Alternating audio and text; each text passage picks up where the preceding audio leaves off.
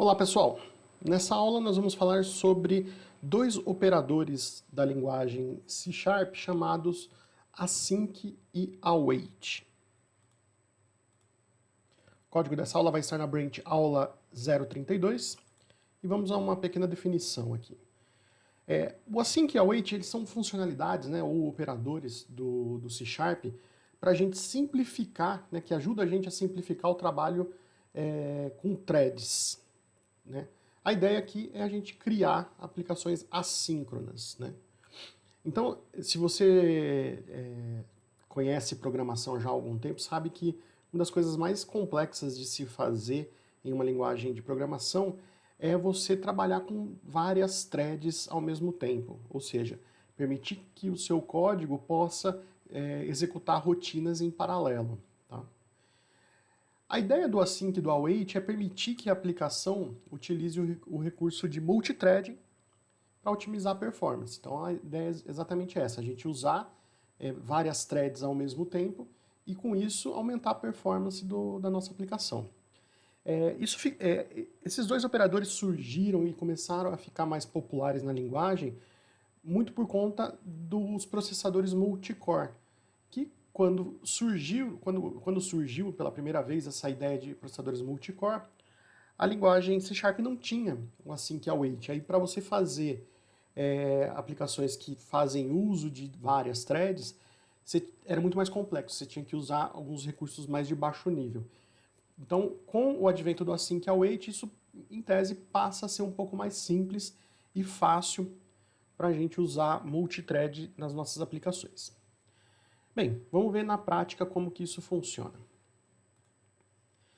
Estou aqui no nosso código e para esse exemplo eu vou usar o Hello World e o Hello World Test. Tá? Não vou me preocupar em começar primeiro pelo teste aqui, porque eu quero mais focar no conceito do async e do await. Tá?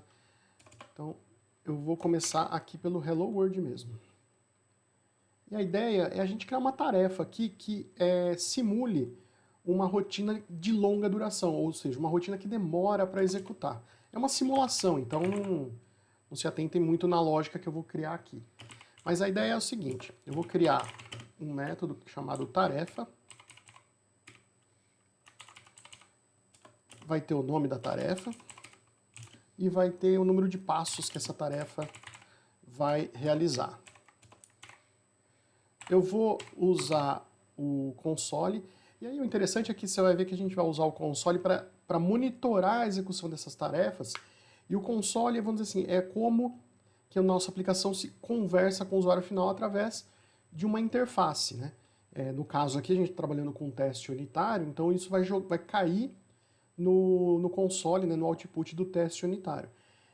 Mas independente de quantas threads você está trabalhando, todas as threads conseguem acessar esse console. E é aí que a gente vai conseguir avaliar e entender como que as threads funcionam, como que o async e await trabalha com essas threads.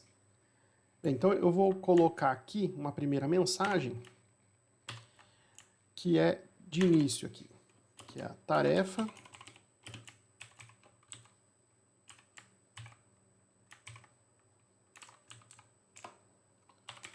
o nome da tarefa iniciado. Mas para a gente saber o momento em que a tarefa foi iniciada. E aí eu vou fazer um for each não, um for, que vai percorrer os passos que a gente passar, a quantidade de passos que a gente indicou ali. Então, o i vai ser igual ao passos, então ele vai executar um passo, do último passo para o primeiro, para fazer como se estivesse fazendo uma coisa de trás para frente, mas só um exemplo. Enquanto o i for maior que 0, e menos menos, e aí eu vou fazer o quê? Eu vou falar pro meu código, eu vou falar assim para a rotina que ela tem que esperar um segundo para prosseguir. Então eu estou usando aqui uma classe estática chamada thread, que está no using threading. E eu vou falar, olha, pega essa thread aqui e faz ela dormir, faz ela parar por 1 segundo. Aqui está em milissegundos, então a gente passa 1000.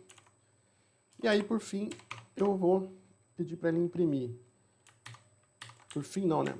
Na questão aqui, dentro de cada passo, eu vou pedir para ele imprimir a tarefa para mim. Vou dar um espaço aqui só para ficar claro qual tarefa está sendo executada, né? Qual passo de qual tarefa. Então aqui, eu vou colocar o nome da tarefa de novo aqui. Isso vai ser útil para a gente. Opa, aqui ficou errado.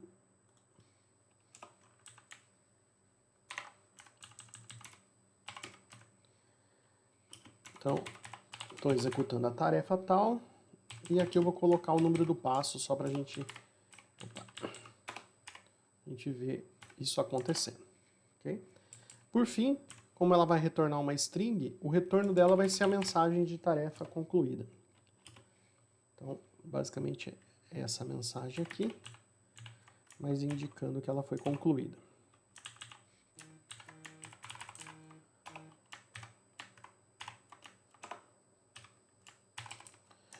Muito bem. Por que eu estou fazendo isso aqui? Você vê que eu não usei async await em nada aqui por enquanto, mas a ideia é que a gente veja como que é uma rotina desse tipo sem o async await e depois como que ela ficaria usando o recurso do async await, tá? Então vamos lá, para a gente testar, vamos aqui no teste unitário, eu vou criar aqui um teste novo e vou chamar esse teste de async await tarefa. Só para saber que tem a ver com essa aula do async await, tá? Teste. E eu vou fazer o seguinte, vou fazer duas chamadas naquela nossa tarefa do Hello World. Então vai ser vou guardar o retorno das duas chamadas, uma variável chamada retorno 1 e uma segunda variável que eu vou criar chamada retorno 2. Então, Hello World executa para mim a tarefa. Essa tarefa vai se chamar 1 e ela vai ter 5 passos. E aí você joga na tela para mim o retorno. O retorno a gente sabe que é a mensagem de conclusão. E executa uma segunda vez o método de tarefa. Aqui vai ser a tarefa 2. E aqui eu quero que ele faça 3 passos. Ok? Muito bem. Vamos carregar aqui os nossos testes e executar esse teste para ver o comportamento padrão de uma rotina, dessa rotina, de forma síncrona, ou seja, de forma não paralela, sequencial. A rotina vai ser executada uma atrás da outra. Então, vamos executar. Como a gente está pedindo para a thread dormir, né, parar por 1 segundo a cada passo, então a execução do teste fica bem mais lenta, né? Você vê que em comparação com os outros, que é tudo na base de milissegundo, essa tarefa aqui vai ficar 8 segundos. 8.1, né? Tem um tempinho ali de startar o teste e tal. Mas por quê? Porque a gente tem 5 segundos aqui, mais 3 segundos aqui. Então, por isso que ela demorou 8. E aí o resultado, ele é sequencial, ou seja, ele primeiro inicia a tarefa 1, executa os 5 passos dela, finaliza a tarefa 1, começa a tarefa 2, executa os 3 passos dela, a tarefa 2, e finaliza ela aqui. Então, veja que as duas tarefas foram executadas de forma sequencial. O objetivo do async e do await é permitir que a gente consiga executar essas duas tarefas em paralelo, tá? Que a tarefa 2 não precisa esperar a tarefa 1 terminar para poder começar a trabalhar, tá? Como que a gente faz isso? Eu vou voltar aqui no Hello World e eu vou criar uma cópia do nosso método tarefa para a gente manter como exemplo as duas situações e a gente comparar principalmente a questão de tempo, quanto tempo leva cada uma.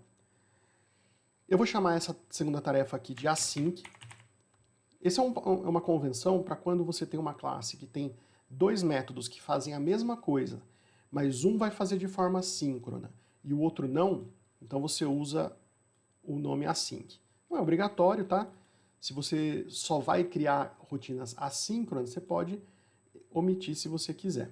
Mas quando você tem as duas, é interessante você ter o async aqui na frente para saber qual que é o método que vai executar de forma assíncrona aquele código. E aí, eu tenho que marcar esse método como async. E é aqui que eu uso o operador async, que é a palavra-chave. Tá?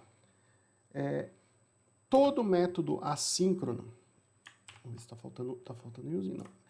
Todo método, quando a gente marca ele como async, ele precisa retornar o que a gente chama de task, ou tarefa. Então, ele não pode retornar void, ele não pode retornar uma string, como estava sendo aqui, ele tem que retornar uma task. Essa task aqui faz parte do namespace System Threading Tasks. E essa task, se eu vou retornar void, eu simplesmente retorno task. Mas como eu vou retornar uma string, eu tenho que retornar a versão genérica da task, onde ela vai encapsular dentro dessa task o retorno de uma string. Tá?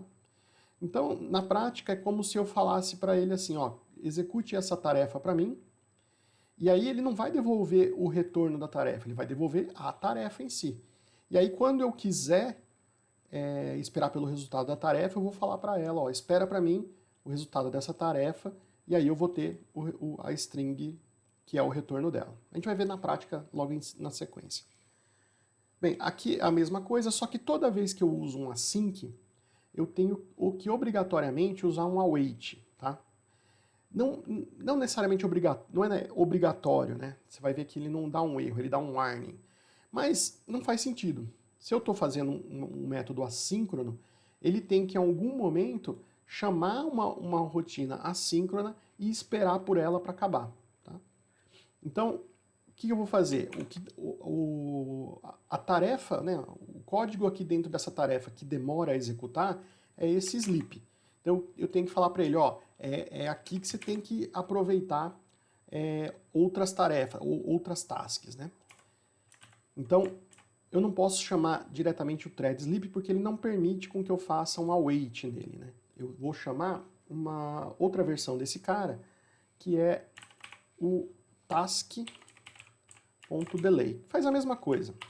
Recebe aqui em milissegundos também. Só que eu não posso chamá-lo dessa forma, porque ele é assíncrono, tá vendo? Que ele retorna uma task. Então eu tenho que fazer o quê?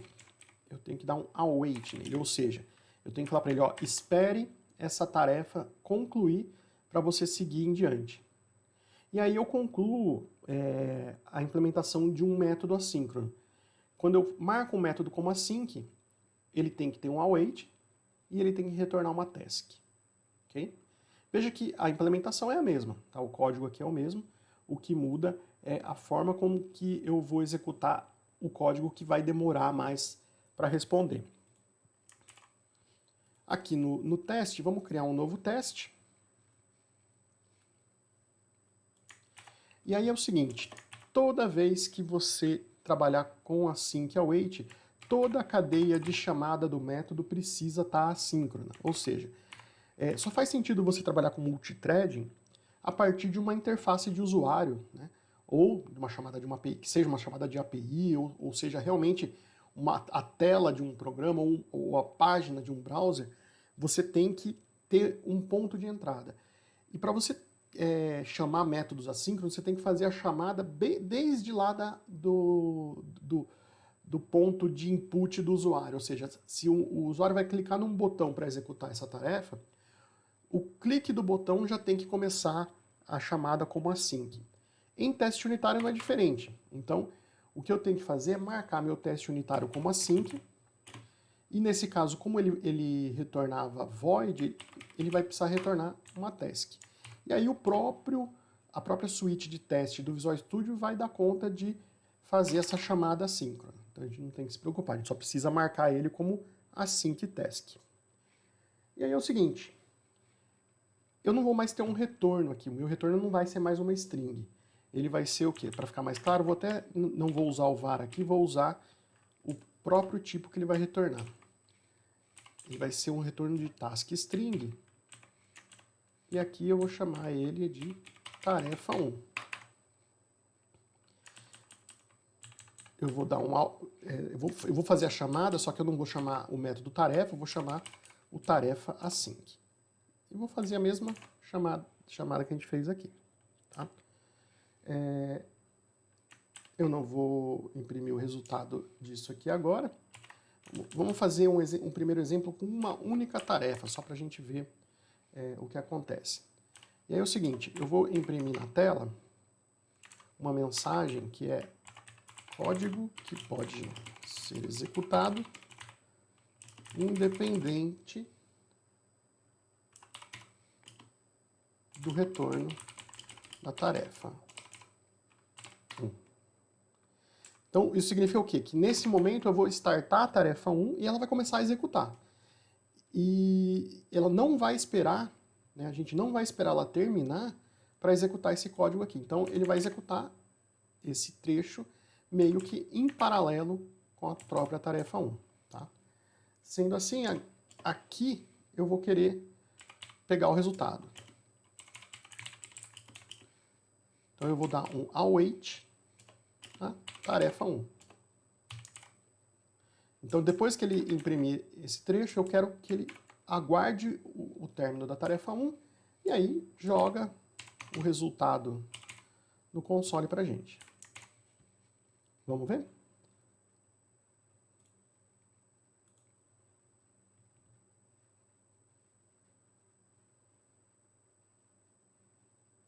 Está executando o teste aqui, vou aguardar. Executou e aqui está. Então veja que a primeira mensagem que ele executa, que ele joga no console, é justamente a mensagem que está dentro do método e faz um console writeLine iniciando a execução da tarefa. Depois ele entra nesse loop e a primeira coisa que ele faz é dar um await de 1 segundo. Nesse tempo, né, 1 segundo é bastante tempo para a execução do código. Então ele não aguarda esse 1 segundo, não aguarda a execução da tarefa 1 e já imprime essa mensagem na sequência. Então veja que o código que imprimiu essa mensagem é de uma thread, né, de uma thread que está sendo executada em paralelo, e esse aqui é da thread principal, que é a thread do próprio teste. Na sequência, ele termina de executar as mensagens da thread da tarefa 1. Okay? Vamos fazer um teste 2 aqui, acho que vai ficar até mais interessante de entender e visualizar isso.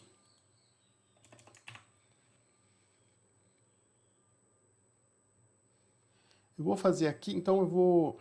Opa, desculpa, não é aqui que eu queria copiar. O método tarefa async é o mesmo, a gente só vai usar ele, não vai precisar criar outro. O que eu vou duplicar aqui é o teste. Então eu vou fazer agora o teste 2. Então eu vou chamar duas tarefas, tarefa 1 e tarefa 2. Vou chamar aqui de 2. E vou deixar executar 5 passos cada um. Aqui eu não vou mais precisar dessa linha.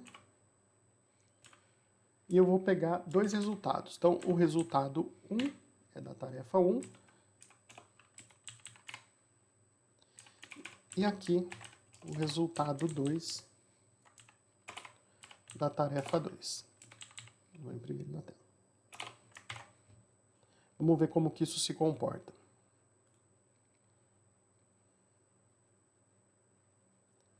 Você veja que a gente está basicamente replicando aquele primeiro teste que não era assíncrono, né? E olha que interessante, ele inicia a tarefa 1, inicia a tarefa 2, aí em paralelo ele vai executando as duas. Então veja que os passos das tarefas meio que ficam se alternando entre um e outro ali. Tá? Então, com isso, acho que a melhor forma de você enxergar o benefício disso é olhando aqui nos testes unitários e comparando o async await tarefa, que não é assíncrono, com o assíncrono. Então veja que quando eu executo essa tarefa de forma paralela, ela leva 8 segundos. Quando eu executo, quando eu executo ela de forma sequencial, ela leva 8 segundos. Quando eu executo ela de forma paralela, ela leva apenas 5 segundos, tá? Porque ele aproveita diversas threads do processador e consegue executar ao mesmo tempo as duas tarefas. Tá? Só para fechar, vamos fazer um terceiro teste aqui.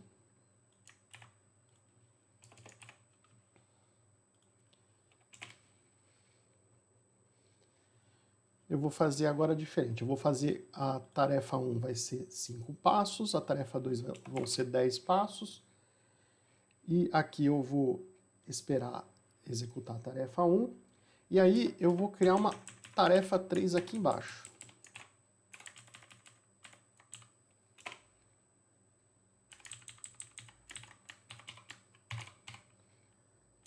E ela vai ser de 5 passos. Tá? Eu vou, nesse momento, esperar terminar a 2. E aqui no final eu espero terminar a 3. Okay? Por que eu estou fazendo isso? Eu quero mostrar para vocês uma forma de você orquestrar as threads. Ou seja, eu quero que essas duas executem em paralelo, mas eu quero que a tarefa 3 execute só depois que terminar a 1. Entendeu? Então, uma forma bem simples de você poder orquestrar, né? Poder disparar rotinas de forma assíncrona, mas fazer com que elas tenham uma lógica de quando que uma começa só a partir do momento em que uma determinada outra tarefa foi completada. Então veja que a tarefa 1 e 2 começam em forma paralela, a tarefa 1 conclui e a tarefa 3 continua. A tarefa 3 inicia enquanto a tarefa 2 ainda está executando.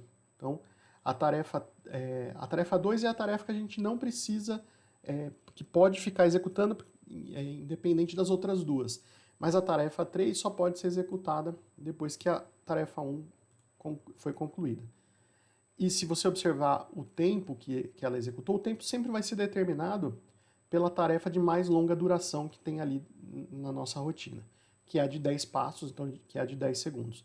Então não importa aí as outras threads que estão sendo executadas, quanto tempo elas vão demorar, não vai afetar na soma total de tempo que a gente vai ter na execução do nosso teste.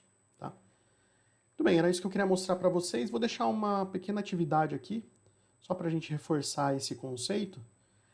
Vamos lá.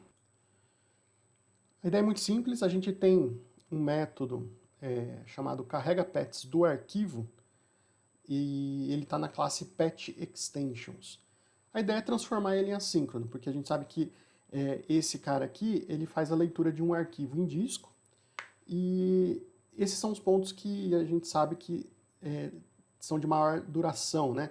Você lê arquivo em disco, lê banco de dados, quando você tem que ler, carregar informações, carregar dados de repositórios externos, né, de locais externos, são pontos em que é interessante a gente fazer chamadas assíncronas. E aí a ideia é que vocês peguem esse método e transformem ele em async e façam as chamadas, né, devidas chamadas de forma assíncrona também, na onde a gente está usando esse método. Tá? Bem, era isso que eu queria mostrar para vocês, falar para vocês sobre o async e await. Vejo vocês na próxima aula. Um grande abraço.